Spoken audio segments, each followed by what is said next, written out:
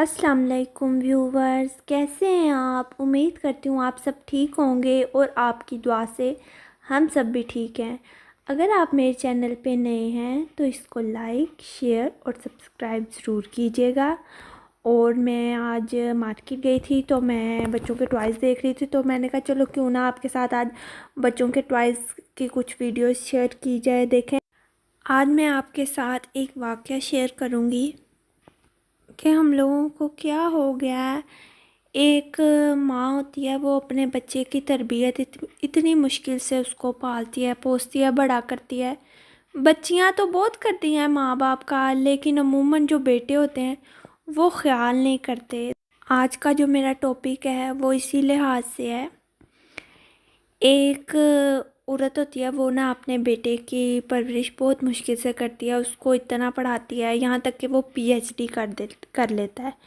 फिर बड़ा हो जाता है, आ जाके उसकी शादी करने का टाइम आ जाता है।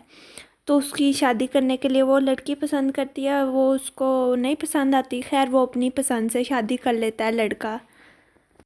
लड़की होती तो खूबसूरत है लेकिन खूबसीरत नहीं होती। तो शादी हो जाती है, वही शादी के बाद जो मसले मसाइल होते हैं उसकी सास के साथ नहीं बनती।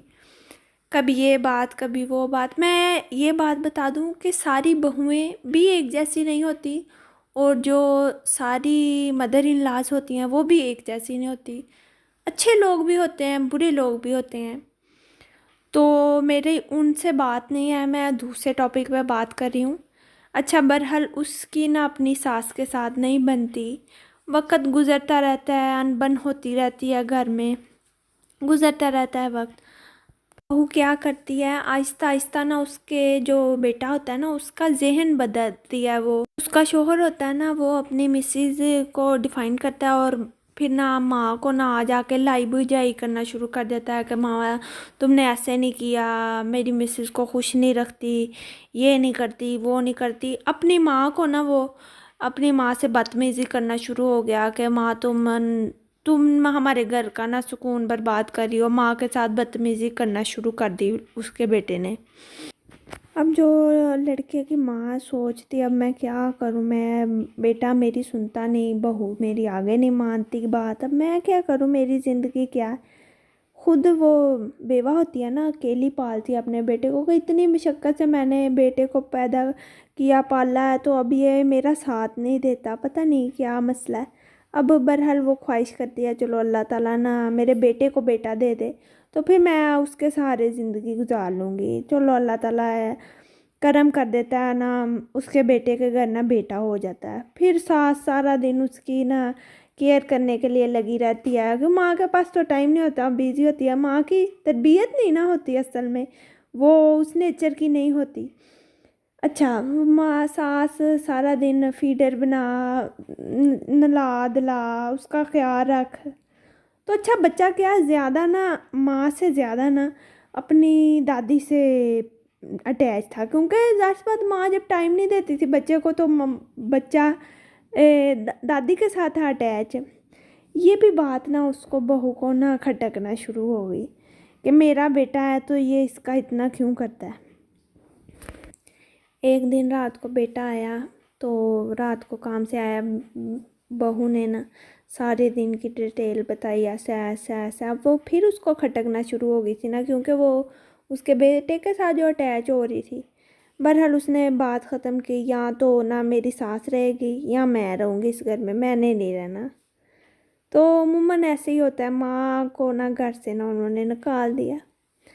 वो किसी के अपने रिश्तेदार के घर चली गई। माँ का क्या दिल दुखा होगा कि क्या कुछ कहा होगा, आप खुद ही सोचें। माँ ना अपने ना किसी रिश्तेदारों के घर चली गई। मैं अपनी बात रोकते हुए बताती हूँ कि मेरी सेंस ये नहीं है अब मेरी कोई बात सुन रहा है वो अपनी बहू का कहे देखा देखा ऐसे, तो बहुएं अच्छी नहीं होती। और ना ही मेरी ना किसी के ख़िलाफ़ नहीं है ये बात, मैं एक नेचुरल सी बात कर रही हूँ। और ऐसा होता है, कहीं पे बहू टेढ़ी हो जाती है, कहीं पे सास टेढ़ी हो जाती है, लेकिन यह है कि अगर दोनों कंप्रोमाइज़ कर लेना तो ज़िंदगी आसान हो जाती है। और दोनों को फ़र्कों को यही चाहिए कि जब हमने एक साथ घर में रहना है ना, तो दोनों को वो उसको अपनी माँ समझे सास को, और जो सास है वो अपनी बहू को बेटी समझे। जब ऐसा कर लेंगे ना तो ऐसा कभी भी नहीं होगा। पर हमारी सोसाइटी में ऐसा बहुत मुश्किल होता है। लेकिन मतलब ये कि बहुत मुश्किल होता है, दोनों फ़र्द जो है ना वो एक दूसरे को समझते नहीं है। जो रिलेशन होता है ज़ाहिर सी बात वही होता है, लेकिन है कि थोड़ा सा अगर कंप्रोमाइज़ कर लिया जाए ना तो रिश्तों में एक तो ये है सलूक रहता है, और दूसरा ये है जो अनबन होती है ना वो नहीं होती। थोड़ी सी दरगुजरी से काम लिया जाए, थोड़ा सा सब्र कर लिया जाए। कभी एक बंदे ने नहीं किया दूसरा बंदा कर ले, दूसरे ने नहीं किया पहला बंदा कर ले। चले मैं अपने टॉपिक की तरफ आती हूँ। बहरहाल ना ऐसे माँ ना जो होती ना, लड़के की माँ, वो ना अब मतलब सास जो होती है ना वो अपने रिश्तेदारों के घर चली जाती है। कुछ दिनों के बाद ना उसको ना बेटा याद आता है, अपना पोता याद आता है, बहू याद आती है। अच्छा कहती है मैं चलो ना मिल आती हूँ। तो जब वो जाती है ना उनके घर, तो ना उनके घर कोई गेस्ट आए होते हैं। नोक करती है, बेल देती है। बहू खोलती है दरवाज़ा। हाँ जी क्यों आए हो, कैसे आए हो। माँ हैरान परेशान, ना आओ आओ अंदर, कुछ नहीं कह रही, यही सीधा सवाल कि क्या करने आए हो। थोड़ी देर बाद ना बेटा भी आ जाता है, वो भी उससे यही सवाल करता है कि क्या करने आए हो। माँ तो वहीं चुप हो जाती है कि जब बेटे ने भी यही कह दिया कि क्या करने आए हो।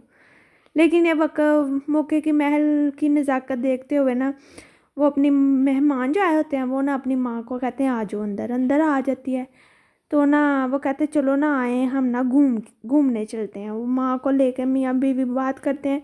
दोनों को ना माँ को ना सैर करने के लिए हम बाहर ले जाते हैं, गाड़ी में बिठाते हैं। तो गाड़ी को ना एक ना ऑफिस होता है उसके आगे खड़ा कर देता है बेटा, माँ का हाथ पकड़ता है तो ऑफिस में ले जाता है, अंदर जाता है, कहीं पेपरों वगैरह पे साइन करता है। जी माँ देखती है पेपर किस चीज़ का, वो ना माँ को वहाँ ओल्ड हाउस में ले आता है। तो माँ अब क्या कहती, चुप कर जाती, उसने क्या कहना, वो ना माँ को ओल्ड हाउस जमा करा देता है। टाइम गुजरता रहता है, माँ भी खुश थी क्या कि अब यही मेरी ज़िंदगी है। ज़िंदगी गुजरती रहती है। बच्चे दादी क्या है, जो बच्चा होता है ना पोता, वो अपनी दादी को बड़ा याद करता है। तो वो ना एक दिन कहीं सैर करने के लिए फैमिली जा रही होती है, मिसेस उसका हस्बैंड और बच्चा। तो माँ बेटा ना एकदम से ना उसको ख्याल आता है माँ का कि मेरी माँ कैसी होगी या वो कैसी ज़िंदगी गुजार रही होती। गाड़ी चला रहा होता है, सोचते सोचते ना सोच में गुम हो जाता है। तो एकदम से बीवी कहती रोकें रोकें देखें आगे। तो क्या होता है उनका ना एक्सीडेंट हो जाता है। आगे ट्रक होता है, गाड़ी सीधे ट्रक में चली जाती है। जो बहू होती है वो तो ऑन द स्पॉट उसकी डेथ हो जाती है। जो बेटा होता है वो मुहताज हो जाता है, और जो पोता आता है ना उसको खराश भी नहीं आती। तो अब बेटा घर आ जाता है, उसका एक ही सवाल होता है, मेरी माँ मेरे पास आ जाए, मेरी माँ मेरे पास आ जाए। अब पर माँ कहाँ आती, माँ नहीं आती। बस माँ ये उसको बद्दुआ नहीं देती, दुआ देती है कि अल्लाह ताला तुम्हें ना सेहत तंदुरुस्ती वाली ज़िंदगी दे। तो इससे हमें ये है कि हमें ना ख़ासकर अपने जो बड़े हैं उनका दिल नहीं दुखाना चाहिए। माँ बाप होते हैं, औरत को भी चाहिए थोड़ा सा स्ट्रगल कर ले, और जो उसकी सास है उसको भी चाहिए कि थोड़ा सा स्ट्रगल कर ले। वो जो लड़का होता है ये नहीं है कि वो सारी जिम्मेदारी उस पर आ जाती है। दोनों जब बहू और जो है सास, उसने घर रहना होता है, दोनों ने गाड़ी चलानी होती है घर की, तो दोनों को एक दूसरे के मशवरे के तहत चल लेना चाहिए। पर ये मतलब मैं कह रही हूँ, पर ऐसा होता कोई नहीं है। तो हम लोगों को अल्लाह ताला ना अमल करने की तौफीक दे, ताकि जो हमारे घर हैं वो जो हमारे घर हैं वो अमन का गहवारा बन जाए, उसमें सुकून हो जाए। जब घर में सुकून मिलेगा तो बाहर जाने की, बाहर सुकून ढूंढने की कोई ज़रूरत नहीं पड़ेगी।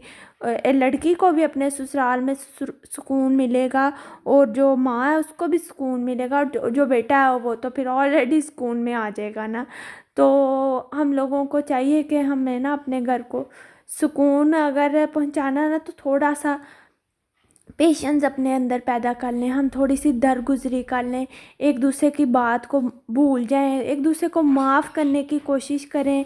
अगर किसी से कोई गलती हो गया तो उसको माफ़ कर दें। ओके जी, बात ज़रा लंबी हो गई थी। ओके, अपना ख्याल रखिएगा, दुआओं में याद रखिएगा। ओके, अल्लाह हाफिज़।